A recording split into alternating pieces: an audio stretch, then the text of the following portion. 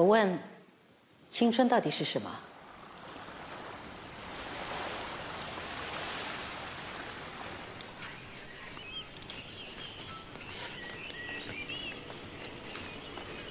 青春就是一种流动，是空气的流动，时间的流动，大自然的流动，欢笑的流动。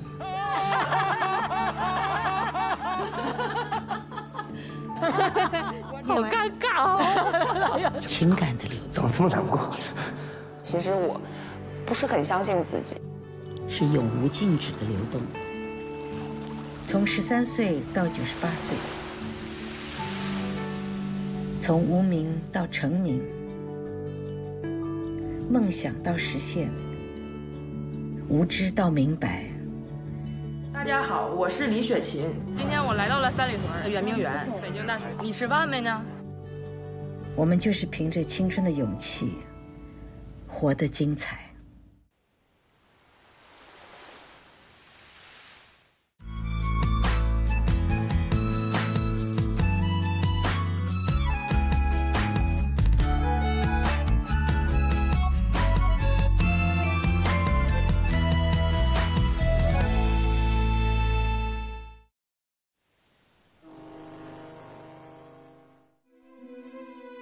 制作团队一直保密，要在最后一集给我一个惊喜。Hello。当我的儿子 Oscar 出现的时候，我并没有感到惊奇。Good morning。却有一份温暖，暖于制作团队的用心，儿子对我的支持。儿子的出生是我一生中最大的挑战。作为一个母亲，也是我遇到最难的一个角色。我觉得这次我们收到的很多文本都非常好，可是真的是没有办法全部都请他们来呢。你看过这个吗？裁员。这个是我的。哦天哪！对，我的。这你写的？对啊，那个是我那个裁员的，我自己写的一些比较有感触的 write-ups， 就是第一次公司没做好，我给几个 staff 写的，就是蛮难受的那个时候，就是这个是你最早那个时候是不是？对，到最后一刻，必须要写出这封信的那个感觉。其实那个时候，我跟爸爸也有在想过，说我们到底要帮你多少？可是后来我们还是觉得有很多事情让我自己去面对啊。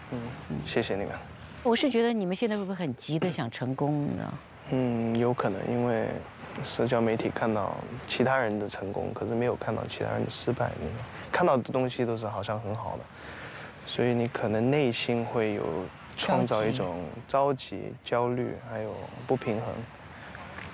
谭维维，维维还是你介绍给我的呀？拍《相爱相济》，我问你说，哪一个歌手你觉得是最酷的？你说，我一定要帮你介绍谭维维。他就很酷啊，他非常有他自己的个性。3811讲述了11个女性的人生和故事，它看似好像与我们无关，但其实它跟我们非常紧密。通过这张专辑，通过音乐，我们会选择把更多关于不同女生的故事，不管是作为纪录片，还是搬上舞台剧的舞台，我觉得让我更了解自己。你是一个永远敢付出行动的人，是不是？薇薇是不是一直都是很特别的一个女歌手啊？你们看到的是，真的是一个教科书级的一个中国的摇滚乐，或者说是一个真正的民谣音乐与摇滚乐结合的一个最佳的一个典范。那你这次录这个3811的时候，你应该是已经很多都设计好的，那个想法应该是之前就有的，对不对？对，有好几年了。我其实以前想这个3811这张专辑是写不同民族的女性群体，写的是很多民族到处采风，然后因为那个工作的原因，采风就会间断。一间断那个情绪其实就有点垮。所以说我其实19年的时候在上海街头遇到我一个老朋友，我跟他说了我一直在做这张专辑的一个构想，他说维维你好像又想多了，你不要就是起来又好像搞得很庞大，对，稍微能不能接近一点？我们从一个集体缩小到个体呢，就写你身边的女生，或者你婆婆、你姨妈，或者是，我说也可以。所以说，其实这个过程也是一个放下的过程，还挺好的。对，也挺好的啊。可是你会不会很在意做完以后，一定很多人对你的东西的解读？可能跟你做的当初的出发点，并不一定是完全是一样的时候。说真心话，我更小的时候特别在意，现在我觉得其实我做完了就还蛮释怀的。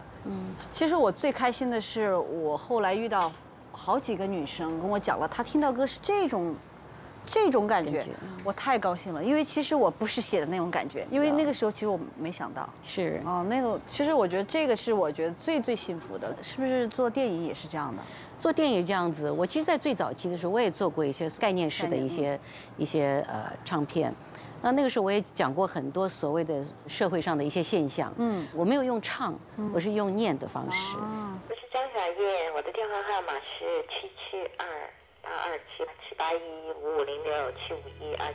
772-827-751-5506-751-2984。我念一些我发生在我朋友身上的故事，它跟歌曲、跟音乐摆在一起啊，我就用这样子方式做。我很记得那个时候是李宗盛帮我做的制作人。可是我那张唱片出来的时候，我们第一次在记者招待会的时候，我们放那些片段的时候，下面的记者就开始笑，你知道啊？因为他们都觉得说，这什么东西啊，就嘎嘎就开始笑了，你知道？那一刹那，我又觉得我被伤害到了，我就觉得说，为什么大家没有办法安静下来，先听你想表达什么？现在也因为资讯很多。变成我觉得大家对很多事情的解读都变浅了，对，你知道，这个是我比较担心的事，对，可是我觉得我们还是很不顾一切的去做很多事。您刚刚说不顾一切的时候，其实我第一出来的想法是，不顾一切，我是否要考虑机会成本？我当时自己有去美国打篮球，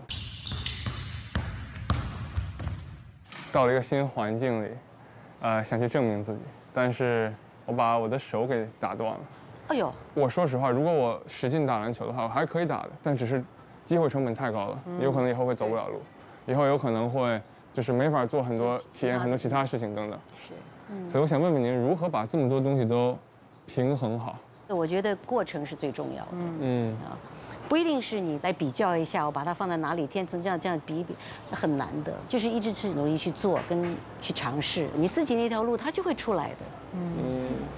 对我来讲，做很多事情的目的性是很少的。我觉得很多事情你一有太强烈的目的性的时候，它反而是你一个很大的阻碍。对，其实本能才是创作的一个最大的动力，一个基础。真的讲到平衡这个事情，我有一点分享。其实任何一个行业，它里面的人，他如果能在那个行业做得很好的话，他几乎很难平衡。他一定是把很多的精力、时间和所有资源都倾注在一个上面之后，他才有可能在那个领域做好。当你在做某些事情，就算是同一个领域，你有不同的选项的时候，可是很自然的，你有某样东西，你就是自己会在那里面，你特别的自在。你选择它之后，你会觉得这个就是我要做的。是，也许时机不成熟，也许我觉得可能它对我未来可能不一定是我能够长期发展的，但是我觉得在当下我就要选择它。是，就是很自然然，那件事情就在那个当下的时候，它就是会一直是很自然的推动着你往那条路上走。这个是你吗？我刚以为这个是我，我刚以为是那个丁真。我怎么像丁真？下一个。上，冲！佳姐，我们回来了！快跟上！我们回来了！哇！我昨天还骗你，我来工作。对，你好。哎呦，还没回家？没有，可以回家了。外星人。好久不见。你好。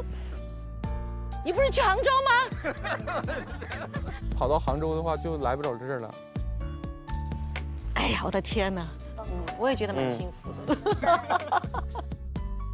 然后跑一圈到从这儿起点。啊，又见面了。好，太好了。那天妈妈后来有没有打电话骂你啊？没有，她觉得我长大了，因为我给她念了一首诗，那个西班牙语的诗，对，她很开心。艾佳姐，其实呢，就是我们这个节目不是叫念念青春吗？你非常的关注我们的青春，所以今天我们来呢，其实也想听听你的青春。我儿子在，我不太好讲。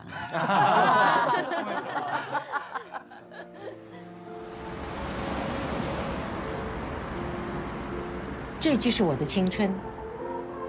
我的青春就是在一个女校度过，身边全部都是女生。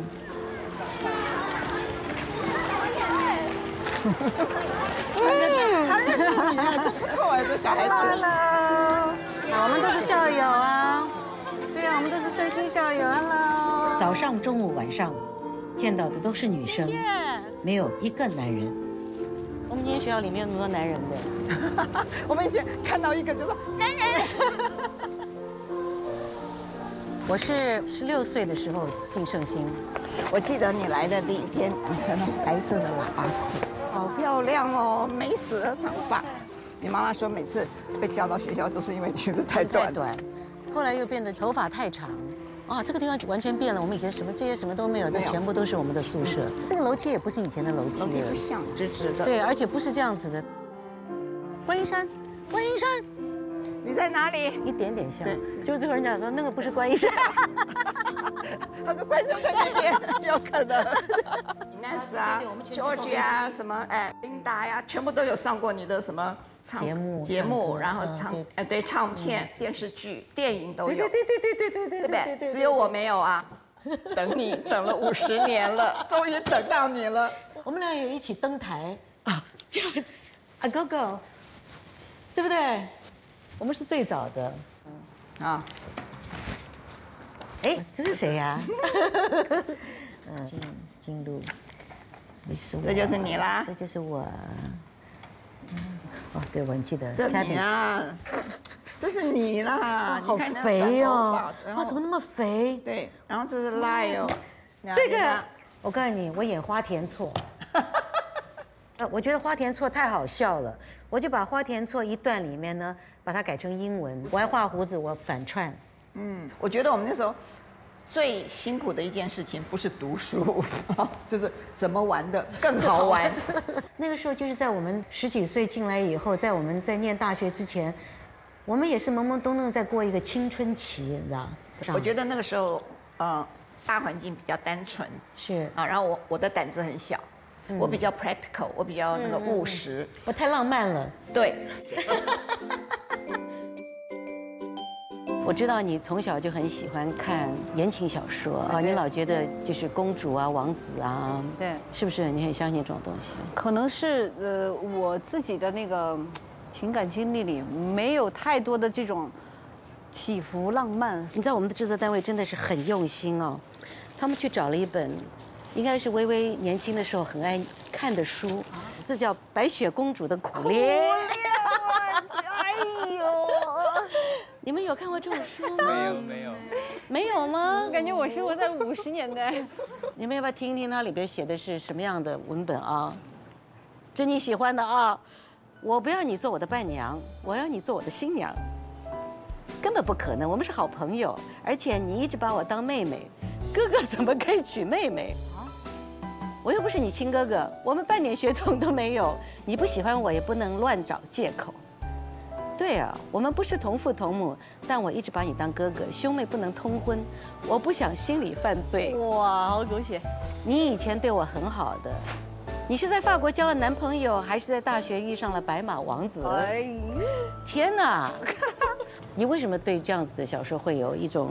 因为我不是在小镇长大的嘛，当时我有一个发小，长得很漂亮，就很多男孩子喜欢她。然后呢，我就充当的是一个帮他递纸条的一个一个角色，然后递到我这儿呢，我可能要先审视一下，写的不够好，哎，退出，然后就不跟人家传了。所以说，可能一直有一种对于这个初恋也好，感情也好，有一种，哎，蠢蠢欲动。但是好像也没有人来找我那个感觉，可能。那你有没有那个把它付诸于行动？那我就追你。我之前在那个去成都，特别喜欢一个男孩子，很喜欢。然后呢，我就突然知道他喜欢郁金香，我就跑到昆明，真的，打了个飞的，然后去了昆明，买了一盆郁金香。他那个时候是在那个酒吧里唱歌，那个酒吧是个透明的玻璃，我不知道为什么我没有进去那个酒吧，我就一直站在那个玻璃的外面，抱着那个郁金香等他。哇哦！哇，我就觉得这有点白痴哈，现在想来，但是那个时候，那他的反应，他没有怎么搭理我，这意思就是你等我，等着就等着吧，下班吧，真的。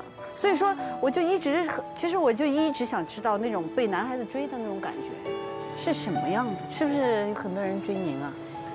大家彼此了，就不是，我是追别人，肯定是很多人追您。年轻的时候嘛，总是喜欢谁，谁喜欢你，都有嘛，都有这事儿。你们在感情里面遇到过什么不顾一切的事情吗？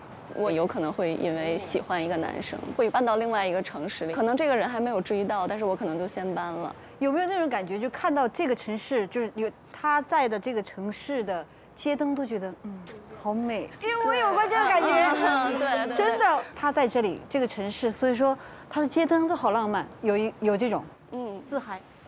有这种自嗨，对，然后有可能也没追到，又搬回去，搬到别的地方了。但是我觉得这个过程是我觉得挺勇敢的事情吧。怎么搞了？讲了半天，我们女生好像永远勇敢的地方都只是在跟男朋友、女朋友之间的事儿，我们还有其他一定很勇敢的事儿啊！我在中东待了5、6年。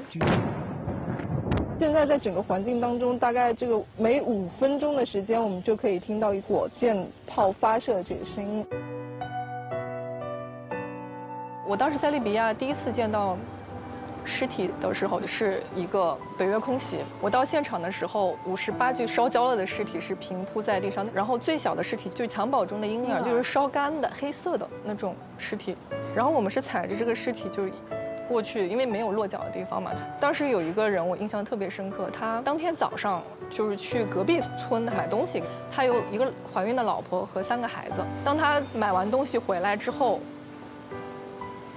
所有人都死了，然后连他自己孩子的尸体都辨别不出来。后来找出来之后，就扒着棺材就不肯走。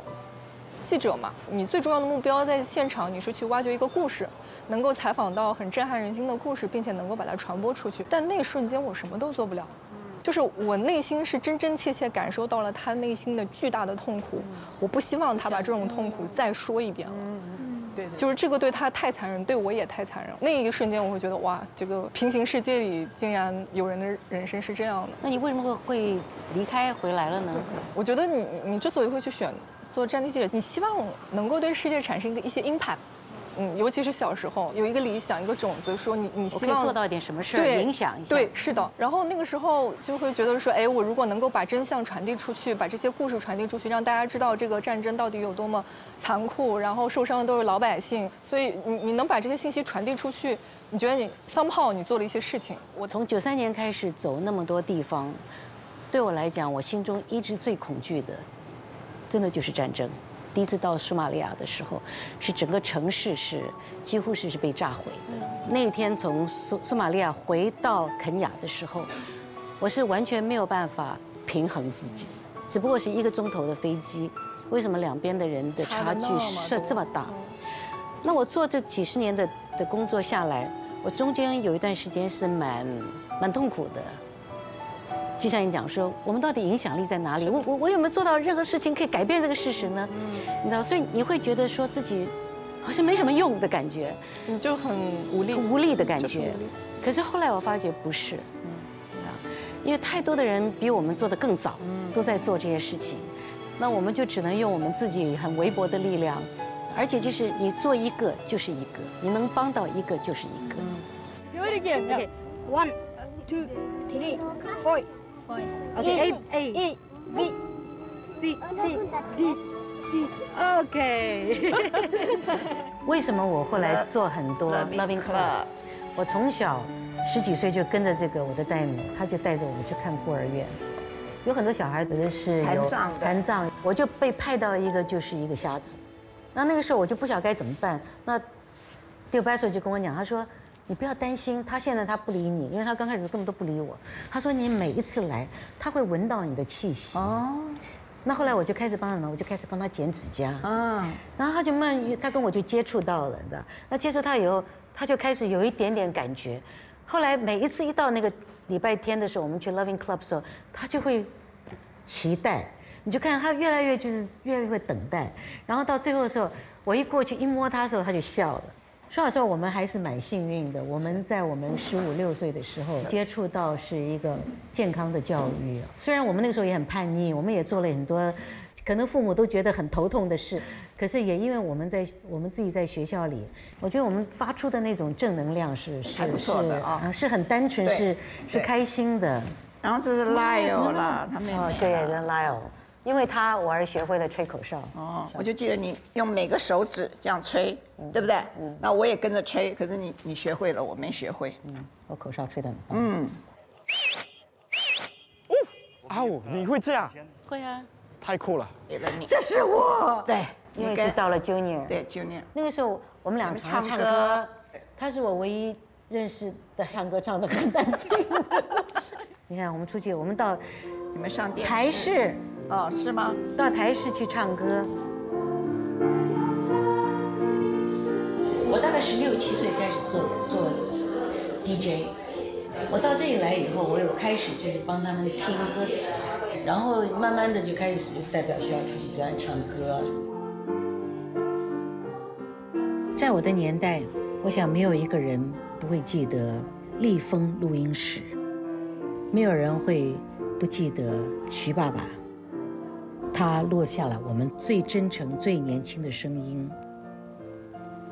这里是录音室，这里怎么变成这个样子？哎，小许，70年不见，你没有变呢。真的吗？对呀。哎呦，你真的是没变呢。你才没有变。这个你看我们家儿子，这个有变，这个有变啊，变得比较多的是那个。对呀，这个2个我都已经不太认得了，是吧？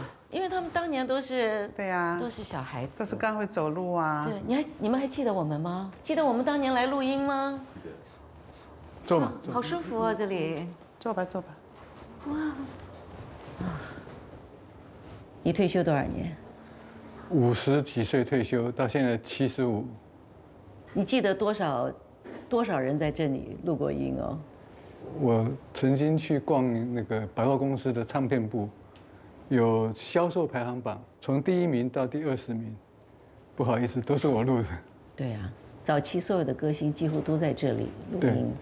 嗯，我记得我那个时候在这里消耗的时间也蛮长的。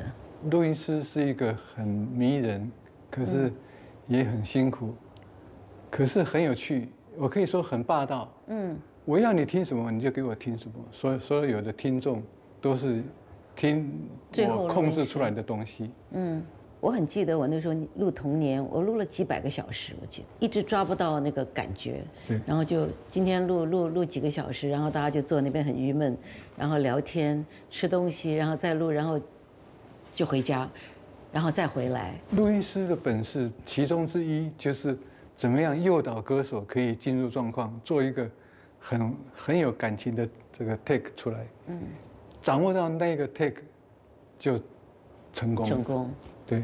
今天能够走到这里来啊，我心里心存感激，因为我记得你那个时候曾经有跟很多的制作人讲说你喜欢听我唱歌啊，那我就觉得这对我是一个很大的鼓励，真的是，真的是，因为。我常常会被滚石的人嘲笑啦，被我们的段董嘲笑啦。二毛常常讲说，他出我的童年，并不是他很想出我的童年，是因为他想出罗大佑的歌，那只好先出我的童年。这样子讲？对，他常常这样子讲我就心里很难受啊。可是因为你常常有讲过那句话，我都记在心里，所以我觉得那是一个很大的一份支持，真的。所以有录音师的支持跟producer 的支持，我觉得是非常重要的，真的很开心。我觉得你有两个特别的地方，是一般歌手没有的。第一个就是唱歌很舒服，唱的人舒服才会让听的人觉得舒服。第二点就是共鸣很集中，声音一出来就找到那个共鸣的位置。我记得你唱那首《惜别》，为何不回头再看看我？为何不轻轻挥你的手？回头再望一眼，为何不轻轻挥你？这个就是以前的立风录音室，就是大家现在站在的地方完全不一样了。我们就在这里度过了多少我们的青春时期，许多的唱片都在这里发生的。我都还记得唱最爱的时候，一票人站在那个后面，就怕我那个上不去，就看那个沈光远站在小明的后面，这样。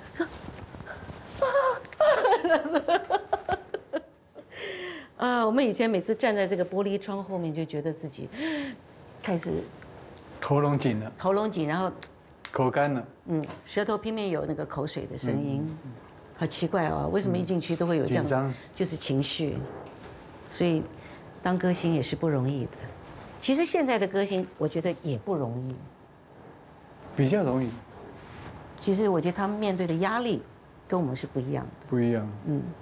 他们现在面对所有这个外面的，就必须他18般武艺都好像都要会，你知道，没有办法像我们那么单纯。比如说以前我们唱歌，一来我们并没有想说我们1个钟头或2个钟头要唱好一首歌，我们来就是慢慢的唱，你知道，有几10个小时、上百个小时都可能，你知道。可是他们现在就是不行，一来就是几天之内一张就得做完。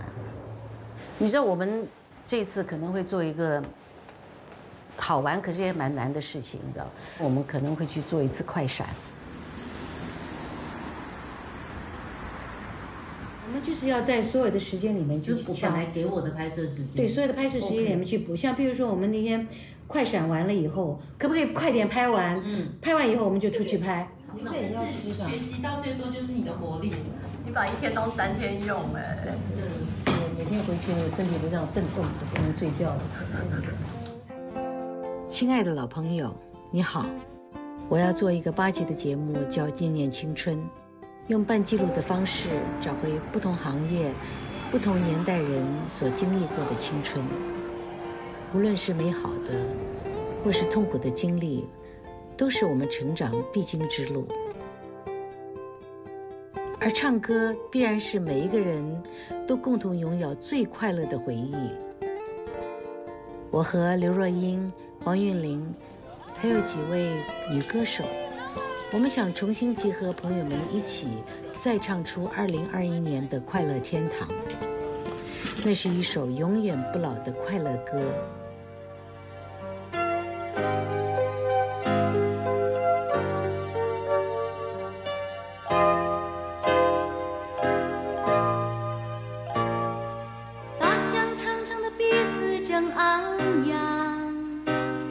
世界都举起了希望，孔雀旋转着碧绿辉煌，没有人应该永远沮丧。河马张开口吞掉了水藻，烦恼都装进了的大土壤。还是你的老剧吧，是不是？有哭有笑，当然也会有悲伤。这样可以吗？他累死了。慧君，慧君他累呀，我回来了。欢迎。这有配色哦。我来的时候，他跟我讲说，张姐你戴短袖。什么？很久以前。各位，这个人最早，别跟我比了。我以前做宣传是坐在哈哈的摩托车后面去做宣传，你知道吗？买一个便当给我，我就坐在便当上，我这个吃便当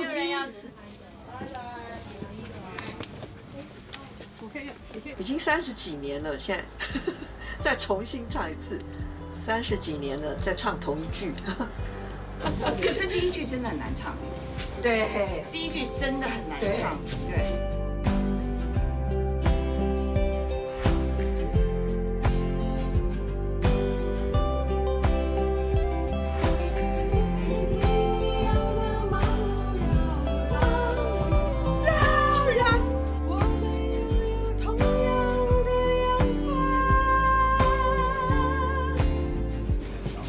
张姐就是不停的吃跟甜不辣。张姐常常来台北，就叫我去帮她买甜不辣。对，好，来大家准备喽。好，这里先来哈。好 ，OK， 谢谢姐。青春就是我们 ，OK， 永远不老的。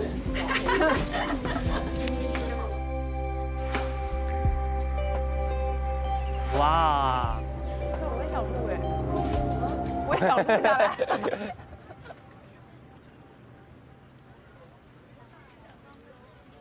那等一下我们会请小魏先 brief 一下，然后彩排今天的 schedule， 然后在最后再请制片组跟各位相认，因为一位艺人会有一位制片助理带着你们走。那我先讲一下今天大家的流程，然后拉出来的时候刚好大家会聚在那个 A 点流畅的地方，然后中间我们有那个工作人员发给你们气球，所以你们跟潘姐会拿没有？对，因为你们要等下要给你们上到合唱地方要给一个要给帮我快结束的时候，我们再往回阶梯第一层那边聚集就好了。那等一下我们会彩排3次，第一次呢，你们就跟着我们制片组小朋友，他们都知道你们的速度跟 Q 点，所以你们就看着他们走。然后第2次、第3次再麻烦各位走，然后他们会在旁边协助你们。那我们现在就请制片组跟大家相认一下哦，认领一下，认领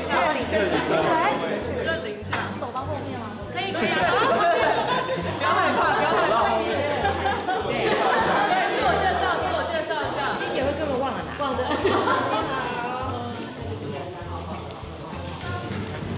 好兴奋大家。啊？一定会的，我10个。很多动物要搬家，要搬到木栅动物园的时候，所以我们唱了《快乐天堂》，然后再经过这么久，再重新唱了，然后跟这么多的歌手在一起重新又诠释这个歌，那其实要谢谢张姐，让我们又再度的重逢。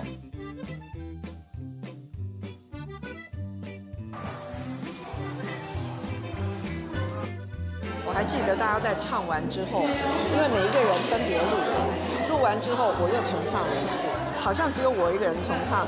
其实对小小的心灵还是有一些不能讲，在当时你一定会觉得说啊，大家都唱得很好，那自己好像不够好。在当时没有办法懂得老板的心，那长大以后才知道，就是说当然要把最好的给所有的人，然后也谢谢曾经的这些长辈们。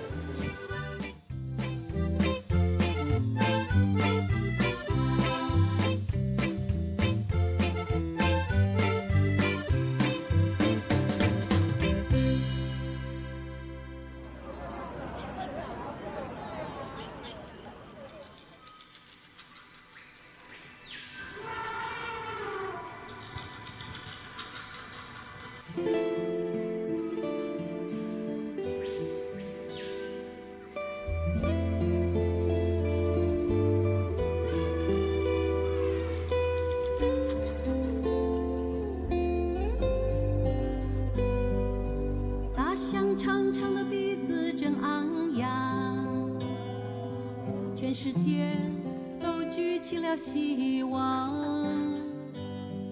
孔雀旋转着碧绿辉煌，没有人应该永远沮丧。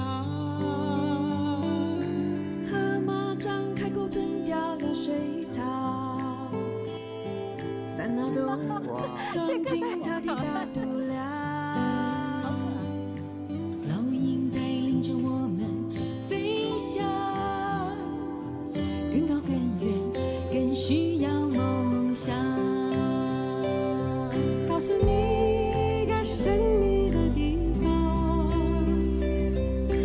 孩子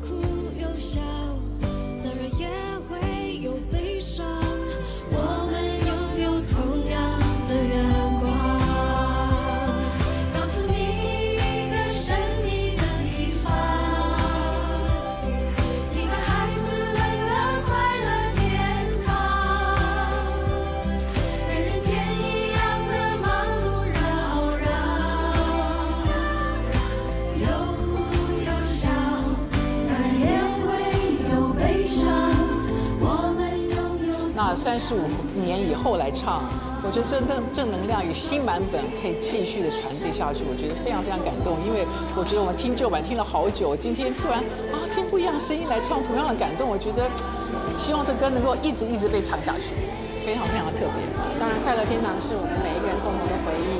今天来参加的歌手当年都是好朋友，也有一些很久没有见面的，所以今天有点像是一个 reunion， 在一个同学会一样。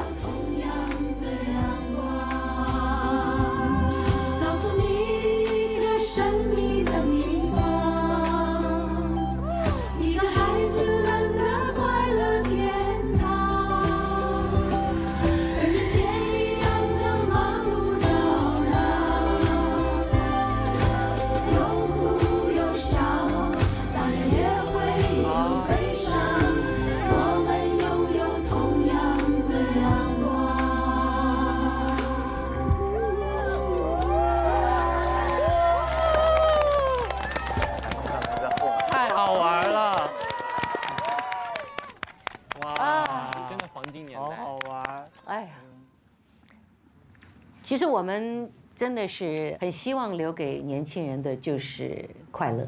哎，佳姐，其实那个时候你们那个年代叫快乐天堂，我们这个时候叫什么是快乐星球？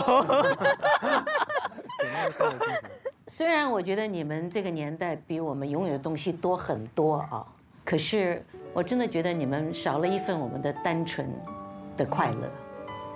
那个时候做这个快闪。当初的心情真的就是感觉是很希望让你们比较能够感受到我们这一份很单纯的一种心情。那个歌就是会很感染你，听的时候你的嘴角就会上扬，你的心情就会开朗，然后你就会觉得说大家都是那么美好，什么事情好，这个世界是很有希望的，很希望把好的东西留给下一代，真的就是我们的心情。张姐，就是我刚刚看那个嘛，我就觉得刚才说35年了，特别像重新组织一个同学会，像你说青春在传承那种感觉，但是这个事情好像我觉得也不是那么容易做这个快闪。对啊，是不太容易。我相信很多时候就是你不去顾虑那么多你只是一心的想说我要做这件事情，这件事情是好事儿，那你那个信念是很强的话，所有的其他的问题都不再是个问题了。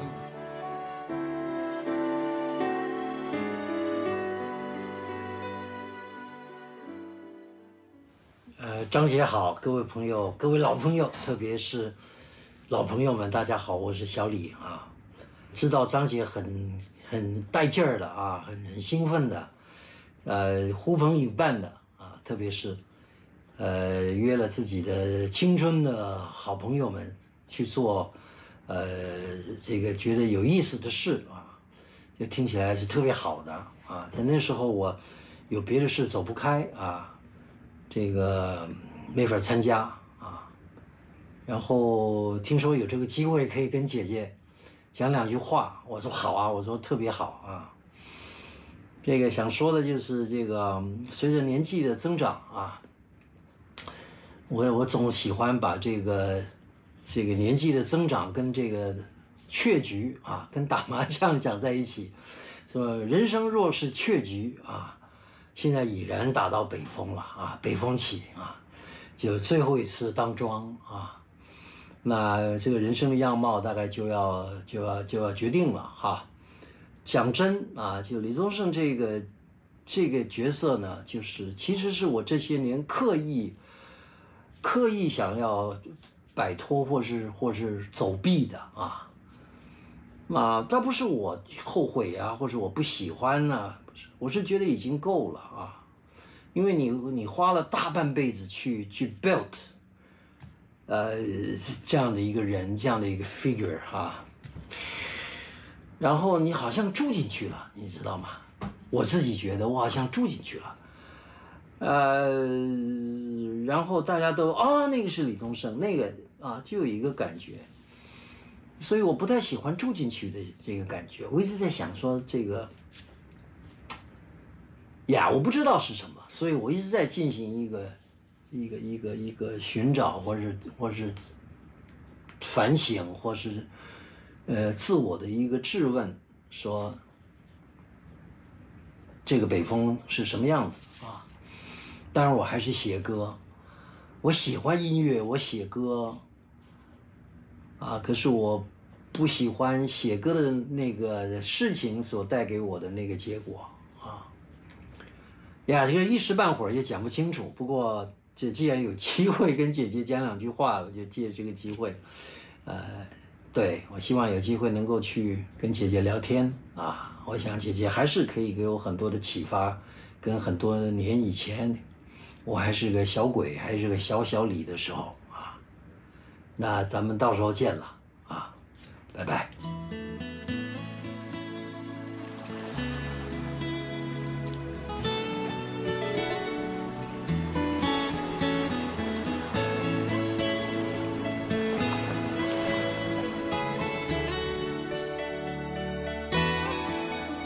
记得年少时的梦吗？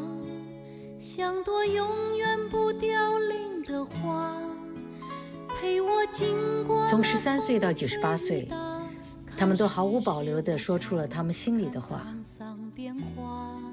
青春就是去寻找答案。也许只有一直向前走，才是青春该有的姿态吧。还有一点非常重要的话，希望你们不要害怕自己的不一样。我在同一个地方流浪，可能有些人他脚迈出去了，他心还在待在一个地方，其实他的世界还是挺小的。我绝对不会轻视他们的年少，我也希望他们不要错过老人的智慧。想结婚的就是结婚吧，想单身的保持单身。我觉得我很感恩，就是这个世界上还有个人把我捡回家。其实我不喜欢励志这个词，因为一个意外，我可能是先把自己丢掉了吧，我就把自己找回来呗。记住比我厉害多了，时代变了。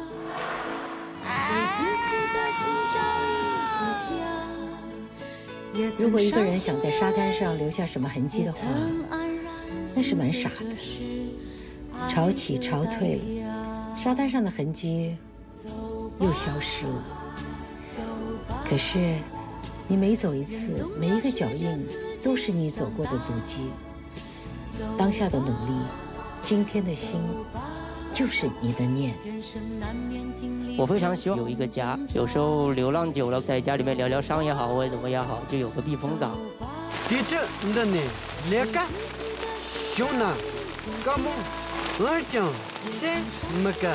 我们都不是坏孩子，就是相信我们就好。所以我说，这个画画的人，像跑马拉松的，不一定第一。是的，可是我一定会跑完的。好，准备，来，往这边一点。好，来，准备，开机，准备，3、2、1，走。跟我一起，夜夜青春。OK。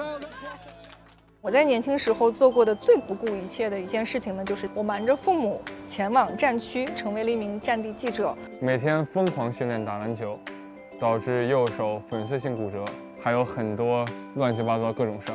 24岁，放弃周遭人都觉得可惜的铁饭碗，辞职去留学学特效化妆。幼儿园的我，因为奶奶的一句话，决定了保护地球。娶了一个我完全不了解的国家，为了学一门我完全不了解的课。高考前夕，感谢独家水流平台微博手机合作媒体新浪娱乐微博纪录片新浪综艺对本节目的大力支持。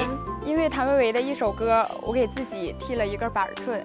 家人告诉我，年轻的话就无需顾虑太多，只要放心挥洒汗水就好了。于是我决定不顾一切地在考古的路上走下去。